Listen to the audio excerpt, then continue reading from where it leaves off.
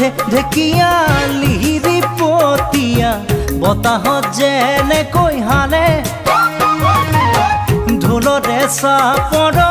তোৰে লাহি কঁকাল দুচেও তিনি চেওকৈ ভাগে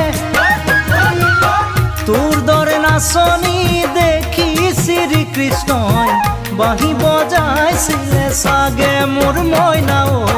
বাঁহী বজাইছিলে চাগে পৰ্বতৰ ঢেকিয়া লিহিৰি পতিয়া বতাহত যেনেকৈ হালে ঢোলৰে চাপ